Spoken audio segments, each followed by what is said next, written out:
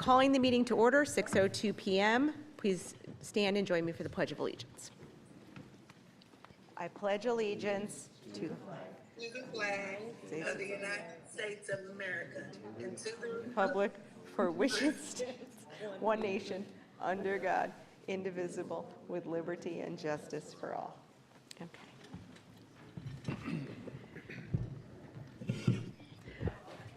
All right. I actually don't have remarks tonight just because we have a lot of things to get to on the agenda, but if you are done and leaving the meeting, make sure you go check out Ladue Night Lights, which is happening outside, which is our unified football, cheer, band, dance experience. And I want to thank Kimberly and Greg Kendall, who is outside, for all of their hard work with the kids who are planning the event and just all their help. So,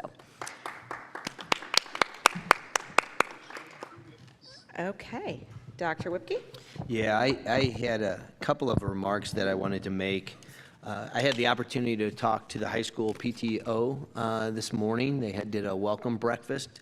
It was really well attended. Lori Keller is the president of our high school PTO, and she did a great job of getting a ton of folks there. And so it was good for me to see parents that are parents to freshmen, first-time parents. Also, we had some. We love these parents because it's job security. They have had 4 kids come through, right? So all of those. And I just mentioned a couple of things. One, what a great start we've had. We really, truly have had a wonderful start. And I think part of the reason is because we've had great weather. With all of the construction that's going on, can you imagine bad weather on top of the construction with the buses? I also want to compliment Jeff Macy. Dr. Macy is the one that's in charge of transportation, and he's our liaison. He does a wonderful job of working with our parents, listening to our parents. They adjust bus stops from time to time, but he does a remarkable job at that, and so that's helped a smooth transition. We talked about at Convocation, if you remember, surviving the first couple of weeks, and it's safe to say we not only have survived them, we're now thriving. And we're thriving for a lot of different reasons, but one, I've complimented this board before, and I want to do it again. Safety and security is definitely a priority with all of you. Open Gate, our weapons detection system that's here at the high school, has been extremely successful, and I think it's important that you know that. We're making sure that we have clean spaces inside our schools. Kids have been very receptive. I can't say they've all loved it because that would not be true. But when we explain to kids that we're just trying to keep you safe, we get a really good response from them. And I've loved sitting out in front of the PAC because I've gotten to know a lot more students that are walking in. I even get to see some of their projects that they're bringing in and take a look at them. So that's been a really good thing. And I did go over with the PTO some of the other things that you all have supported, from the strategic badges to installing safe haven film on the windows, and then also the new door locks, which has been a big hit. So I wanted to thank you guys again for that. We do have some areas that we're going to look at this year, and one of those areas is our counseling and career program. We're starting to take a deep dive into that. I know that that's been a passion of several on the board, and so when we look at our curriculum, when we look at our college and career, and then when we look at the health and wellness, we're going to kind of dive deep into that this year, so you can expect some more information on that. And then lastly, and I know that this will come up as a topic of conversation in future board meetings as well as this one, but I did mention to them the fact that we're looking at a new admin center, or to renovate the admin center. And so, that is some more information that our community will be getting on that. Currently, if you don't know, our admin center is not here at the high school. It's actually behind the middle school. And it is sorely outdated and needing some renovation. So we'll be having some more conversations about that, and I'll let them know that. So, and I would say, yeah, let's get out to Ladue Night Lights as soon as we can. Okay. Board and committee liaison reports. I know committees have started actively meeting, and so we'll just go around. And Peter, you grab the microphone first. So I just have a very quick one. This past Monday was the high school advisory committee, and it's always just, they are such an impressive group, and it's freshmen through seniors, and it's really been a privilege since I've been on it the past couple years to see those kids who are now upperclassmen. And so it really is, I think, a testament to the district, because many of those kids, they came through as elementary schoolers and have gone on up. So it's wonderful to see that. And then also, Dr. Macy, I do just want to echo Dr. Whipke's comment. A number of parents, they bring me questions, just knowing that I'm on the board, about bus service and things like that. And I say, oh, you know, your person to talk to is Dr. Macy. And after I say that, I never hear, well, he didn't do this, or I didn't get that. And so it really is a testament that when people are, you know, concerned or have questions about the transportation of their children, that you are not only addressing it, but I think you're also giving them that peace of mind. So not only to you, but also everyone in your office and who you work with at Transbar. So on behalf of all of the calls I've directed your way, thank you very much. We can probably all echo that. Yeah. Thank you for handling those calls. I'll add, Jennifer and I were at the Middle School Student Advisory Committee on Tuesday. And yeah, it seems like both a minute ago and 10 days ago. I'm always super impressed with our middle school students. We all know that that is a very kind of chaotic time, and just even the building seems calm. Yep. The kids were super engaged, very responsive, got great lessons out of kind of the activity that Dr. Whipke provided. And you can speak for yourself, but I think I speak for both of us when I say that we really enjoyed, we enjoy serving on this committee, and it's always great to get to be where the action's happening. Yeah, I'll just jump in. I know Dr. Whipke started his student advisory committees 4 or 5 years ago, 4 years ago, as a way to receive feedback directly on the ground floor of what is and isn't working and how people feel about their experiences as students. But I think these students have gotten so much just out of that from you. I know you kind of started it as a way to hear from them, but I think they hear from you some really valuable stuff, and I think they will all remember that leadership opportunity for the rest of their school time. So Thank you. Yeah. Keisha is here with us on Zoom, and she has I don't know, I'm going to try to put the microphone over here. Go ahead. Oh, this is difficult. Can you hear me? Yes. Yes, I also was part of the high school student advisory committee meeting, and I echo all the other sentiments that have been said about the high school and the middle school, that to hear our students' voices is why we're all here. And I think that the high school student advisory group is a group of highly intelligent students, just as all of our students are. And it was just good to hear their voices in the room and to hear what they see as their concerns versus us thinking what we know their concerns are. And for them to be able to vocalize those. And, you know, we had that in the past years, and we built upon it every year. So I'm looking for more exciting things to come from them this year. I also have had the opportunity to spend at least 2 days with some significant time in my school building, assigned building, which is the LECC. So I've got to be in the happiest place on earth without roller skates. But when you add roller skates and Dr. Stacy and all the happiness that she brings into that building, it's just joy.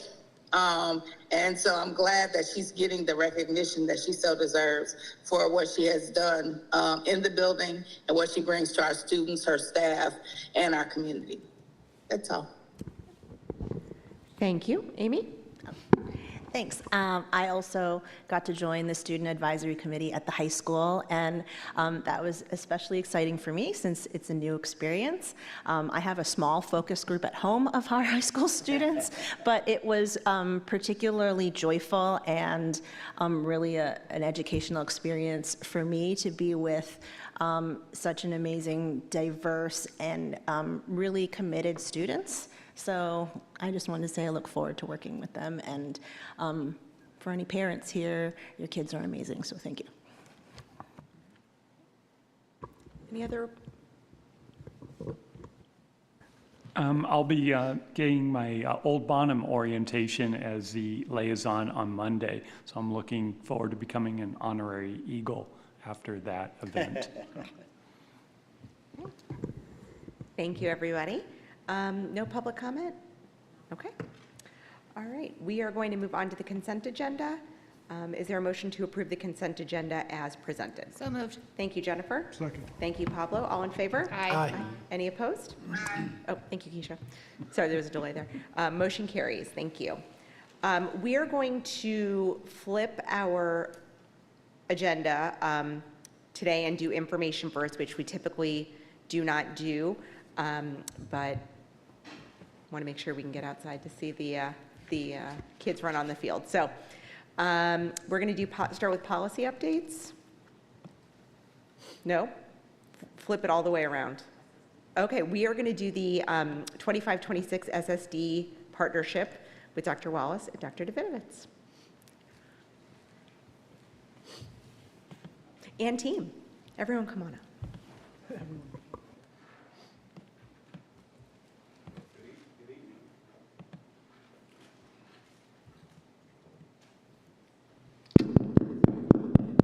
Good evening. Good evening. So this is the time of the year that we come every year to just talk about the partnership between us and Special School District, which is, we have a lot of pride in our partnership. It takes a lot of effort. I'm not going to go into my spiel that I give every single year, but there's a lot of pride in the partnership, and it takes a lot of work. And so the special ed leaders are going to come forth and go through the PowerPoint presentation, and if you all have any questions at the end, certainly let us know. And we have a new introduction as well, and Dr. Davidovitz will take over. Good evening, everyone. Thank Good you for evening. your time tonight. Very excited to have an opportunity to share some of our exciting celebrations. I just want to make sure, yeah, this is working with you all tonight. We also have Ms. Anderson, who is new to our leadership team. She comes with a wealth of experience, having worked as a general education administrator, special education administrator, director of student services, so we're very lucky to have her on board. Excited to introduce her as well. We also have representation in the back here from Special School District, Assistant Superintendent, and Board Member. Just to kind of get right in, student celebrations are why we're here, just tapping into exactly what Ms. Keisha Lee had shared. Student voice is why we do what we do, which is one of the exciting things that I'm excited to share with you tonight, is that we do have, my plan in the month of October is I have a student advisory committee that I've created with student leaders at the high school to get their feedback on how our programming has supported them from elementary, middle to high, and what suggestions they have for us on how to make our programming better. So very excited to share that addition to some of the great things that we are celebrating tonight, including our amazing students. As you can see, we've got students that were nominated for Fred Cy, Rosemary Zander Awards under Dr. Whipke's leadership, and Dr. Macy. We host Miss Amazing here at the high school, which is an incredible experience if you have not attended in the past. So those are some of the exciting highlights. In addition, we had a lot of growth with our family engagement last school year. So we had a meet and greet for families last year. We had a really nice turnout. At our first family engagement event, we only had 2 parents show up. And it was a bummer, but by the end of the school year, we had an average of 30 families that joined us. If you can see, like, this was my monthly newsletter, over 300 views. Last school year, when I shared out my monthly newsletter, it was closer to 100. So we're getting our families involved, and one of my core beliefs as a parent and educator is our families, they know best. They know their kids, they know their needs, and they're the best advocates. So we really embrace that partnership and view that family engagement piece as so important for our student success. So these are some of the family engagement activities we had last school year. Exciting to share that we're doing our first collaborative book study that we're opening up to the entire Ladue and Clayton communities. It's going to be a virtual event focusing specifically on executive functioning skills, which is a topic we saw a lot of family interest in. This is our first guest speaker who will be presenting in October. It's going to be an online quarterly event. Super excited about that. The reason we chose executive functioning is really 30% of our students qualify under the area of other health impaired due to ADHD. So this is really a need. Very excited to share that this is coming our way. Here is some historical data from last school year, moving all the way back to 2020.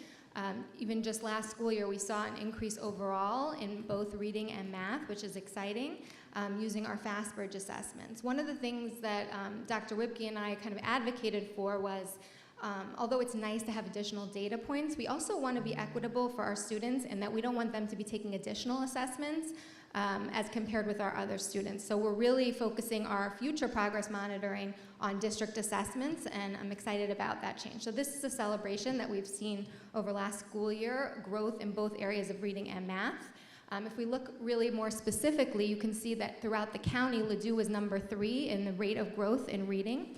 And if you look at the control group of the size of the student population that was assessed, we're talking about other districts having 27 or 42, and Ladue was number 3 with a much larger student growth. So that is exciting. In addition to math as well, Ladue was top 4 in the county for growth. So these are all celebrations. And if we take a look at our iReady data, this is the percentage of students that are meeting their growth target.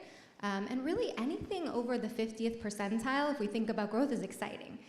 Certainly we want to continue to push and continue to have students making more progress. I know Dr. Crabtree added a focus area for students with IEPs in the growth goal for the district and the targets.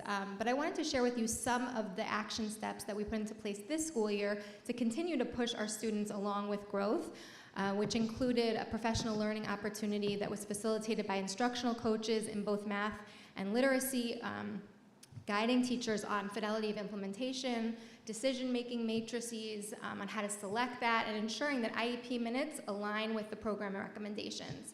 In addition, we've really restructured all of our elementary teachers' schedules to allow there to be collaborative data team time so that we can have focused data team conversations where we're not just building by building having those conversations, but we're taking all of our elementary special ed teachers and being able to focus in on literacy growth, math growth, and social emotional growth. So these are some exciting action steps that we have in place for this school year. And our growth from last school year was great, but we're looking to continue that growth as well. This is our math growth. And again, those action steps that we outlined are also in the area of math.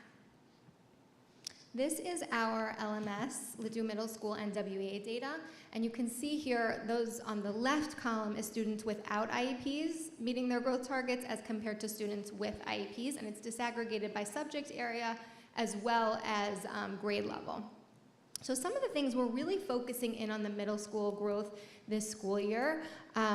In the past, we hadn't had entrance and exit criteria for our more modified special ed classes. So instead of just like teams having, we feel like this is necessary to move a student to a special ed class versus affording them the opportunity to be in a co-taught classroom, really having some more data-driven guidelines of how we make those decisions. Certainly, there can be situations where we decide that that's appropriate, but having more framework for what that looks like. We're also further disaggregating this data. I made a request to do that by co-taught versus modified classes, as well as piloting more structured programs for our specifically ELA classes that are research and evidence-based. So these are some of the action steps we're taking at the middle school, in addition to restructuring those data teams as well. I know that was a lot of information, so any questions so far about what I've shared? Okay. In addition, we are really proud to celebrate that 84% of our students with IEPs are making progress on their IEP goals. Certainly wanting to improve that as well, so that's an area that we're focusing on this school year. But if you think about that, that's as compared to 73% of students with IEPs in the county that are serviced through special school districts. So also exciting, but continuing to stretch the growth. And with that, I will pause for Mr. Sievers to kind of jump in.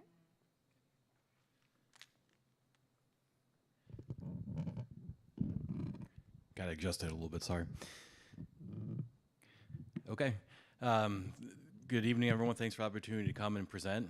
I apologize. I'm talking about SPED process and compliance, so it's not nearly as exciting as what Sarah just shared in terms of all the growth our students have made. So, but it's important. So this is just really outlining, our Missouri State Plan for Special Education, and every state has a different plan, but DESE really derives their state plan from IDEA to make it easier for districts to ensure compliance. All right. And even teasing it out a little bit further, to help us meet the federal and state requirements, districts are required to adopt a local compliance plan. It's just an abbreviated version of the state plan. It outlines the policies and procedures while implementing, that will allow us to implement IDEA with fidelity, and it just is a little bit more concise and a little bit more condensed, so we're able to just ensure compliance. And all these plans must be approved by the Board of Education. Sorry, am I going the right way? There we go. Okay. And last is just a nice visual that wraps it all up. So you can see at the very top that ring there is IDEA, statute and regs, and then it goes on to state plan, the local compliance plan, and what Jen's going to talk about is some of the things that helped us generate what's called the general assurance document, which is specific with special school district and all the and each individual partner district. And some of the resources that we use for that are the partnership agreement, the principal and coordinator collaboration tool, and Jen's going to talk about that.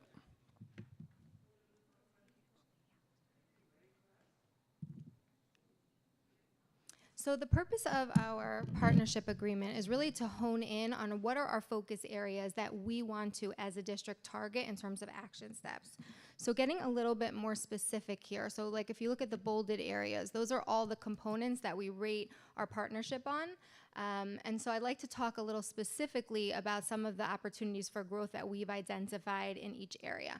So our reflection on righting the ship and staffing is ongoing, constantly looking at staffing needs and reassessing to ensure that we have the supports we need and that we're being equitable across the county.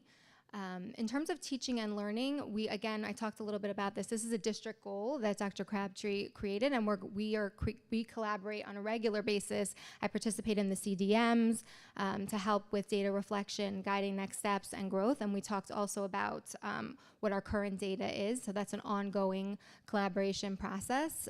Student services, really what we've worked a lot on together, Dr. Wallace and myself, as well as building principals, is really ensuring that our programming, especially at the elementary level, is meeting the needs of the students with what they are in that particular building. So if we talked a little specifically now, what we've noticed in terms of student needs, and we've adjusted and shifted in that regard, specifically at Old Bonham, we previously had what we call essential skills classroom, which is for our students that are oftentimes nonverbal and have more communication needs. And then we had 2 resource teachers. However, looking closer at the needs of the students in that particular building, there was a need to shift and adjust so that we're programming also for students that might not be at a level of essential skills, but they might have more needs in what we would call cross-categorical programming. They might have complex medical needs, more significant behaviors. And so we're really tailoring every building by what the patterns are and what the needs are. So specifically in Spady, we've noticed that there's a lot of social emotional needs, and so we're targeting our MTSS supports as well as our customized programming supports for data teams in that regard. So we are continuing to reflect on the needs in each building and collaborate with LECC as students are coming in to ensure that that is very fluid and customized and tailored for individual student needs. Data and technology, we've talked a lot about data tonight. One of the things in a previous board meeting last school year we talked about is the need for embracing AI. And so in terms of our November PD day, we've already coordinated a session that's going to have one of our instructional coaches collaborating with technology under some of the guidance and expertise of Dr. Brown on how can general education teachers utilize AI to help with grow time. So really looking at how can we in our partnership collaborate to help not only promote our special education teachers, but as well our general education teachers. So those are some of the highlights. In addition, I'm happy to share that we've done a great job historically of getting our students prepared to be ready to be in the community, and we have a lot of opportunities in the community for job sites. We've actually extended that to the middle school this school year, and we're also bringing our middle schoolers out to the community for job site work as well. So those are some of the highlights aligned to the partnership agreement. Hello, everyone. I just want to say first, thank you all so much for the very warm welcome I've received here in Ladue, from central administration to building administration, and then down to the teachers in the building, the gen ed teachers and the special ed teachers. It's been very heartwarming to be so welcomed in a community so quickly. Which kind of leads me into the purpose of our principal collaboration tool. This is designed to really help us coordinators and principals collaborate with a lot of focus and a lot of intention on specific areas to help promote students in their respective buildings. There are 4 focus areas that we work on every week when we meet with the principals, and this also helps us eliminate any barriers that may come up so something doesn't slip through our hands quickly, so we're able to address them very quickly. And then it's connected to our partnership agreement. The focus areas, every building chooses a specific focus area. For example, Conway, we're really working on general education and special education collaboration. So each week when Dr. Devitt and I meet, that's a focus of what we speak about, how we can support our gen ed teachers as well as our special education teachers in working with students in the special ed setting and in the general education setting. As Dr. Davidovich just spoke a little bit about Spady, we have a lot of social, emotional, and behavioral needs there. So we brought in our SEB EPS, which is our effective practice specialist, and we're having particular meetings with that individual every month and keeping those student needs on the forefront. So the principal collaboration tool helps keep us really engaged and really focused on how we can collaborate and make the best opportunity for all of our students, including those with special education needs. All right, I know everyone's really excited to see the kids outside, so we'll be quick. We talked through this. Really, like, this is very fluid. We appreciate your input. We want student input. We want principal input. So grateful to the board for your advocacy for inclusion, and we could not do the work that we do without your support and advocacy, and thank you so much. Any questions for us? Keisha? I don't know. I have more, Oh, but I Derek don't want has- to prolong things. But are there any questions? Keisha? No, I was trying to communicate with her what was happening out here.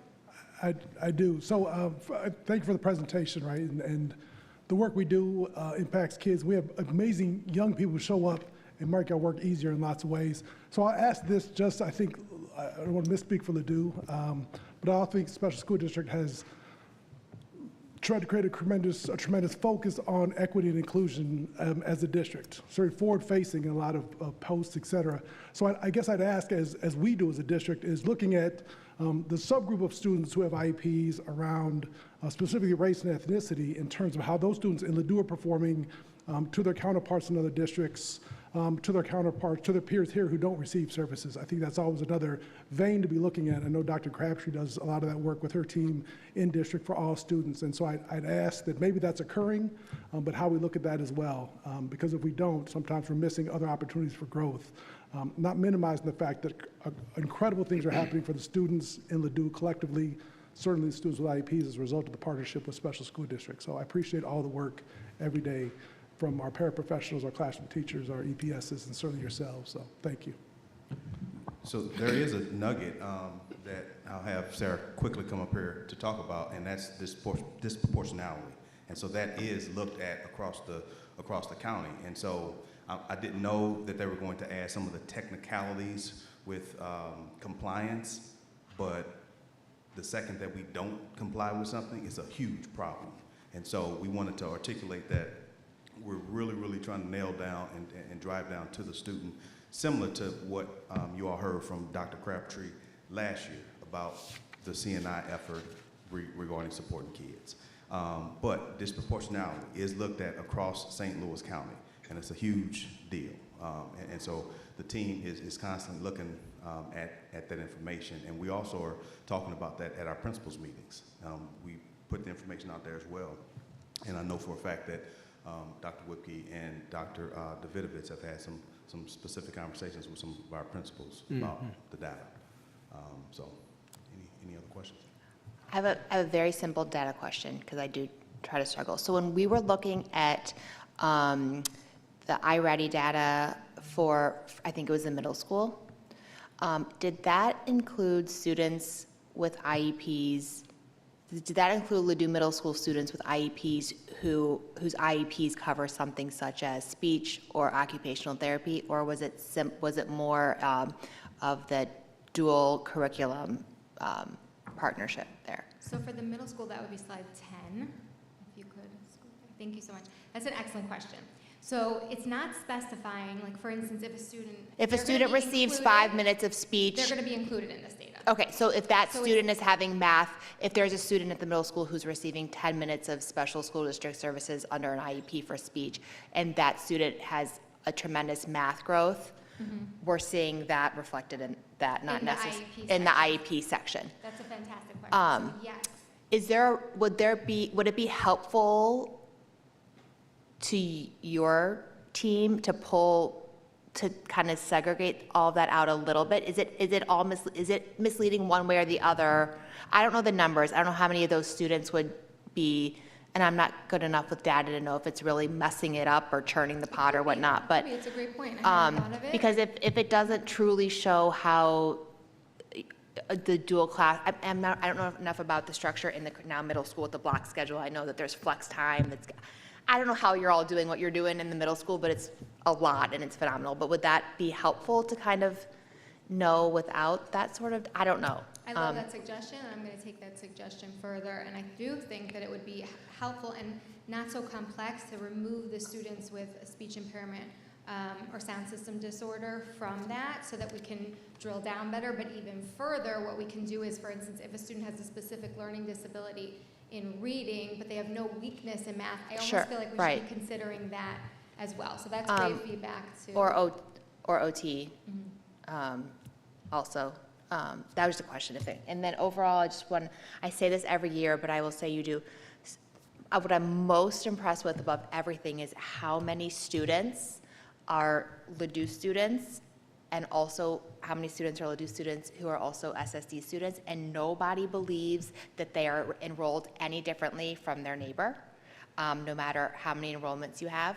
And so that is, in this day and age where there's so many opportunities for kids to have less of a sense of belonging for any which way, that is from top to bottom my experience on the ground floor of the district, that they don't feel any less of a sense in our district because they also are with your district, and vice versa. Is just such a blessing that you give to our kids. So thank you, and that's from Derek's department and your team. And again, and this is no disrespect to SSD, but these are all of our staff. Yeah. And intentionally that's done because there's a natural disconnect because we're working with two school districts. And I'm just reminded to say that every single year because we're talking about inclusion. We're talking about our kids, our staff, and that's in my opinion, that's the best way to pull this off because it's a lot of work in intentional efforts as well. But going back to Pablo's questions, one thing that we can also do is put some information in the weekend update about the disproportionality, because that was not in here. And it basically will just show where we are compared to St. Louis County. So we'll share that information as well.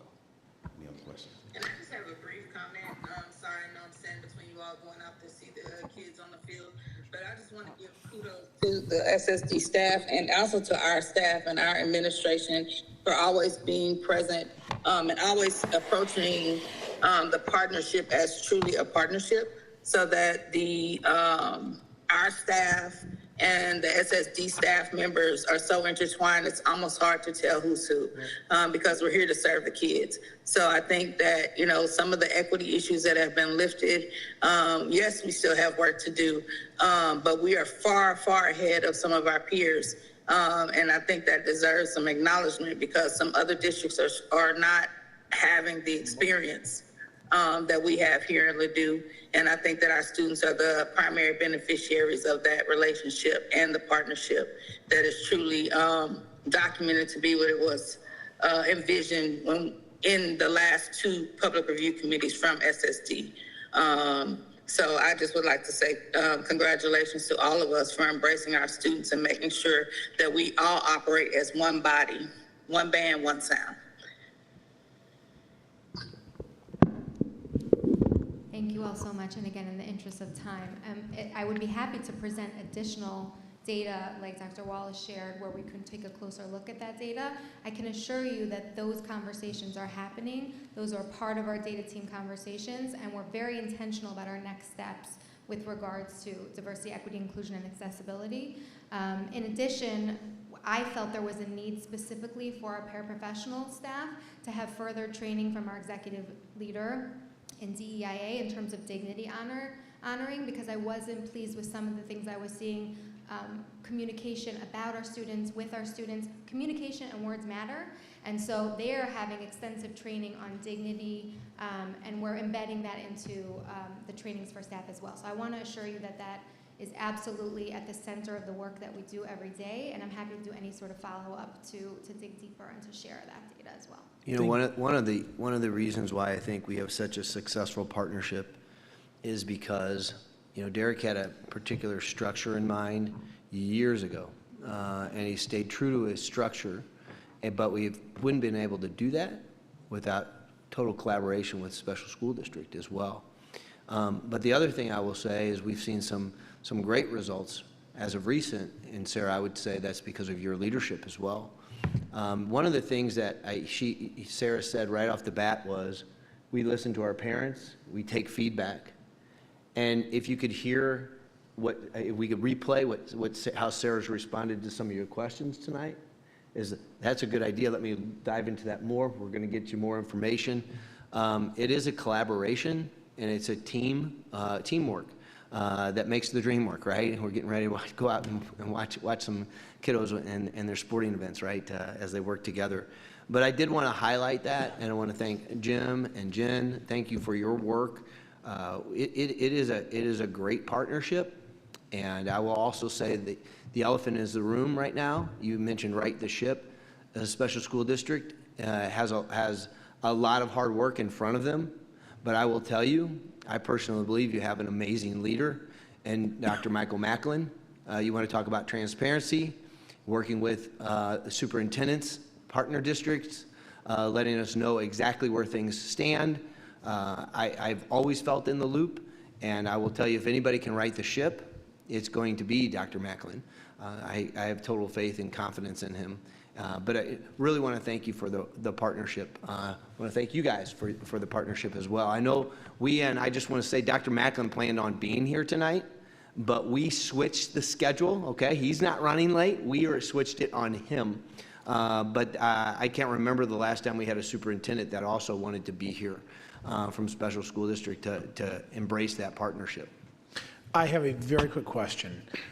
Spady, it came up several times in the presentation for whether it was kind of reallocating resources or, I guess I just wanted to make sure, is there anything that you need from the board or from the district to help address what sounded like some challenges at Spady, and just to make sure that they're being properly supported? I really appreciate that question, and I would answer you with maybe. I don't have an answer right now. It's something that we're reflecting on. We're implementing some things right now with restructuring how we're using our resources. But Dr. Crabtree and I and Dr. Wallace, we're looking at that closely. So my answer is maybe. Okay. To be continued. Thank you. And also to echo, thank you for the presentation and the partnership as well. Thank you. Thank you so much. Thank you. We really appreciate you and your partnership, all of you. Before we take a brief recess, is there a motion to, Keisha's joining us from LA, and we would like to excuse her for the rest of the meeting. Is there a motion to excuse Keisha? So moved. Thank you, Peter. Second. Thank you, Pablo. All in favor? Aye. Any? Oh, I'm so glad. Any opposed? Okay, motion carries. We are going to take a brief recess to go out and congratulate the students at Ladue Night Lights. If this is your time to say goodbye to us. Thank you for coming. If you'd like to join us, we welcome that, and we will be back in just 15 minutes. Back by 7? We'll try to get back by 7. Yes, we'll come back to welcome Dr. Macklin.